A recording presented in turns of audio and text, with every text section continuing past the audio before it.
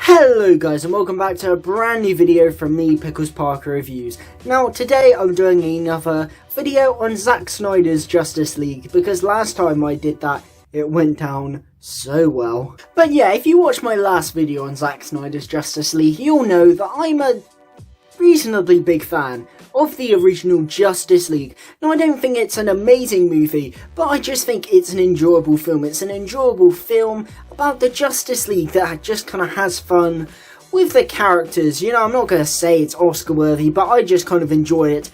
And in the video I kind of mentioned how I'm not really a big fan of us dragging the tone of Justice League 2017 down to the tone of BVS. Like, I thought we'd moved on from 2016, and seemingly we haven't.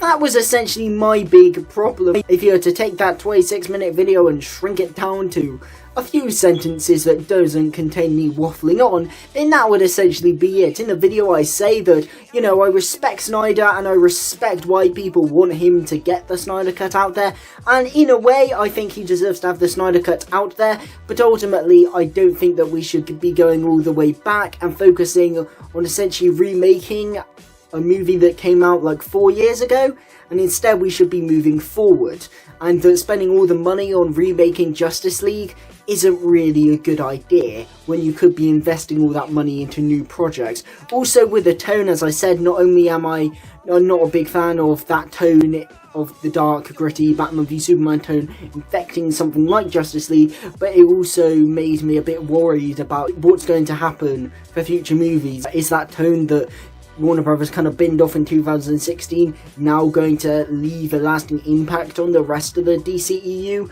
And is, like, you know, all the future movies now going to have to be Snyder's vision? You know, are we backtracking? Is the original Justice League not canon? You know, it just opened up a load of questions that ultimately made me a bit uneasy. Actually, one of my issues with Zack Snyder's Justice League that I somehow didn't end up mentioning in a 26-minute video is an issue that I'm going to speak about in this video today. And I suppose it's mainly also about the fandom, as Zack Snyder's Justice League is, I suppose.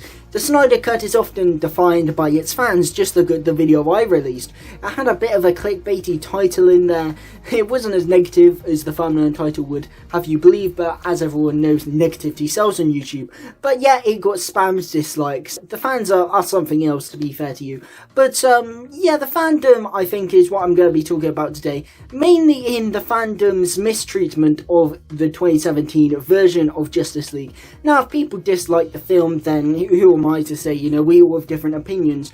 But I find it quite hard when people slag off Justice League 2017 and then, you know, go on and praise what we seem to be getting in the Snyder Cut. And my issue with that is that had Zack Snyder remained in the director's chair in 2017, the film that we got, that Joss Whedon made, realistically wouldn't have been that different. Now, people like to say that ultimately, you know, this is a Snyder Cut, this is what we should have got, and ultimately what we ended up getting with Joss Whedon was just crap, we should have got this, but realistically we were never going to get the Snyder Cut that we're getting now. Because if you listen to interviews that Zack Snyder did before leaving his post as director for Justice League, ultimately he speaks about how the studio were already putting some pretty big mandates on the film itself before Snyder even left the project. It had already been cut down to 2 hours, which means all this new character development that people are praising in Zack Snyder's Justice League, all the stuff about the Flash with Iris, all this stuff with Cyborg, you know, all this great character development, the stuff with Aquaman that people are saying were missing in the original that we're getting in this, realistically probably would have been cut if Zack Snyder had stayed, because they were to keep it down to 2 hours, and Zack Snyder rightfully said that this is a bit ridiculous. I do think that the film should have at least been 2.5 hours long, because, you know, superhero films are usually that, especially when you're dealing with a pretty sizable plot, like, I mean, Justice League obviously was. So therefore, all those extra scenes, the, you know, plethora of deleted scenes that were present, in the trailers that weren't in the original film that we seem to be getting in the Snyder Cut, ultimately those wouldn't have been in Zack Snyder's Justice League had it been made in 2017. It would have been cut down just as much, so therefore the underdevelopment of the characters would have remained the same.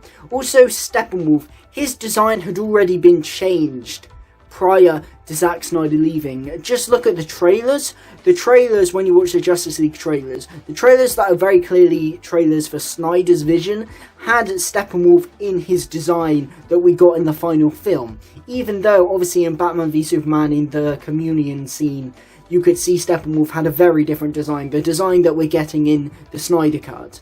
But people say that, oh my god, that's such a terrible design for Steppenwolf, he's so bland, just look at him, just look at that ugly person, you know, just look at that ugly design, he's terrible, worst villain ever. That would have remained in Zack Snyder's version had he worked on it in 2017. So you've got people complain about Steppenwolf's design, that would have been the same. People complain about the runtime and the lack of the footage in the trailers, that would have remained the same. People talk about Black Suit Superman. DC also did not want Black Suit Superman, so that would have stayed the same. People talk about Darkseid, that also kind of comes in with the deleted scenes I mentioned before, but the whole thing about Darkseid, and Steppenwolf's a crap villain, why can't we have Darkseid? That you would not have got that. It's a 2-hour film. Darkseid is only making a cameo in the flashback sequences at best. He is not going to appear, like I presume he will do, in the actual Snyder Cut of Justice League. So all these different factors that people are praising the Snyder Cut for, and saying, oh yeah, Justice League, how crap it was, look at the Chad, Zack Snyder's Justice League, you know, look how much better it is, how much of a better film we're getting. But ultimately, yeah, probably. I know I did do a video essentially slagging off Zack Snyder's Justice League, but yeah, in terms of the plot, yeah, it is probably going to be more coherent. Yeah, it's probably going to be more fulfilling. Yeah, you're probably going to get better characters with a better and more fleshed out overall storyline. But that's because the film is 4 hours long and Zack Snyder's been given complete control. That wouldn't have happened if Zack Snyder had made the film in 2017. I think what people sometimes forget is that Warner Brothers aren't making the film because they genuinely think Snyder should have his vision out there. It sounds cynical, but that's not why they're doing it. They're only doing it because of money. Now that may seem obvious, but what I mean by this is that the only reason Warner Brothers are giving Snyder their vision is because loads of people want Snyder to get his vision out there. So therefore they know people are paying for it, and therefore it's going to make them a lot of money. Hence, they put all the money into this project. If no one was clamouring for Snyder to get his vision out there, then Snyder wouldn't be making this film. Now, you could say that's great for people keeping up the cause and saying #release the Snyder Cut across the 4 years, and maybe it is. But ultimately, Warner Brothers are only making this because of money. It's out of no generosity towards Snyder, unfortunately. So therefore, they're giving Snyder all of the control because they know that the bigger and more control Snyder has, the more of his movie it is, the more money that they make. And that's why they're doing this. It irritates me because I see so many people clown on the 2017 Justice League and say, look how bad this is, but look at how good Zack Snyder's Justice League is. And yeah, it is. But ultimately, had Zack Snyder actually stayed on in 2017, then ultimately we would have got a relatively similar film to what we actually got in 2017. The only thing, and I say the only thing that would have changed had Zack Snyder stayed the entire time and Joss Whedon not come in, is that it would have had a darker tone, and the wealth of jokes that Joss Whedon put into his version of Justice League would be gone. I could be wrong, but from where I'm standing, that would have been the only change, is you wouldn't have had as many jokes. Now, people may really hate Joss Whedon's Justice League because of the jokes, but if that isn't your primary reason for disliking the film, then you can't genuinely say it would have been better if Snyder had remained, because if Snyder had remained, it would have stayed the same film. You know, yes, Snyder wanted to do all this stuff, but how do you know Joss Whedon didn't want to? And I'll just say that this isn't me defending Joss Whedon, because as I mentioned in the other video, you know, there's been a load of stuff that's come out about the production of that film when Joss Whedon came in, about his treatment of actors. You know, a lot more stuff has come out since I recorded that original Justice League video, which, you know, the amount of times I came in and, you know, recorded a bit extra would show that that video was recorded a few weeks back. But, yeah, Joss Whedon, the production of that wasn't great, so I'm not defending Whedon in any way. I'm just saying that ultimately, how do you know that he wouldn't avoid to make a better film if he was able to? But he wasn't, and Zack Snyder wouldn't have been able to. Ultimately, Justice League 2017 was a studio nightmare, where Warner Brothers just wanted to put so many mandates onto the film and weren't giving anyone creative control. And that's why we got the Justice League we got. A Justice League that I think is pretty enjoyable, but it was never going to have the level of freedom that Zack Snyder's Justice League has given. Because that's just not what was going to happen. And had Zack Snyder stayed on, we would have got, as I said, the exact same film, just with less jokes. All of the stuff that Zack Snyder's implementing into his Snyder cut, Warner Brothers weren't allowing in the original cut of the film.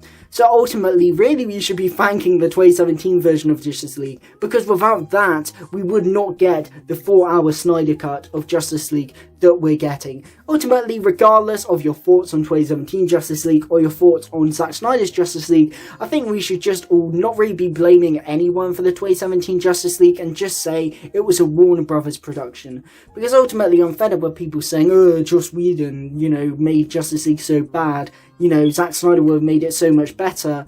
But ultimately, no, he wouldn't have. It would have been the same film. The Justice League we're getting later this year is not the true Snyder cut.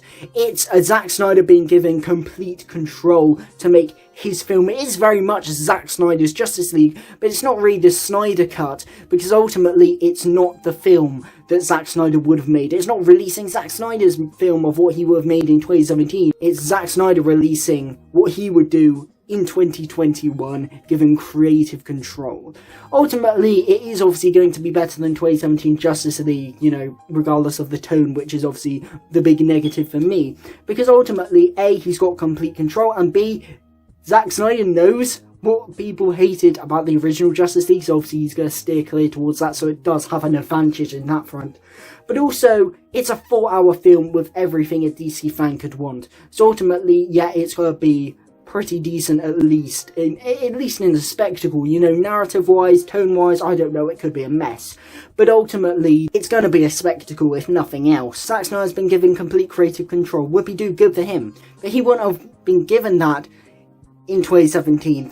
The thing is, the Snyder cut we're getting wouldn't have been what would have been released in 2017 had Zack Snyder stayed on, and I think it's a bit of a massive misconception that these two films are really comparable, because they're not. One was made with massive studio mandates by Warner Brothers, and one is being made with no studio mandates whatsoever.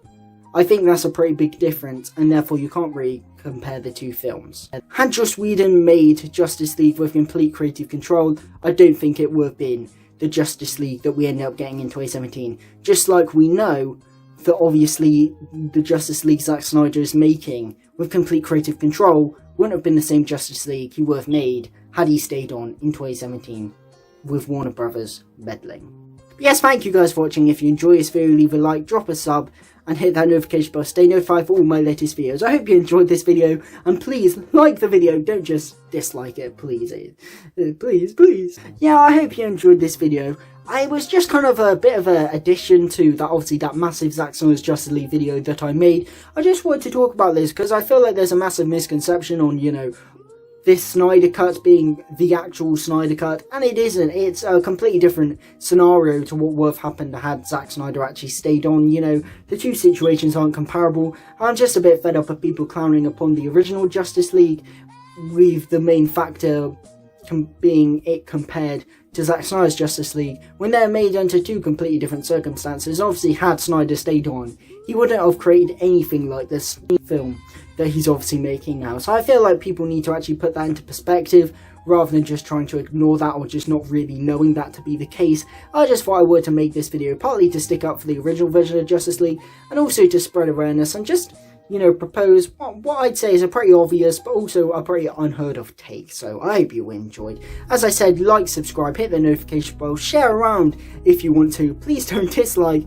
And yes, what are your thoughts on this? Do you like Justice League, the original one? Are you looking forward to the Snyder Cut? Do you agree with what I'm saying? Do you not? Regardless, drop it down in the comment section below. I'd be really interested to read your thoughts. But yes, thank you guys for watching, and of course, a goodbye.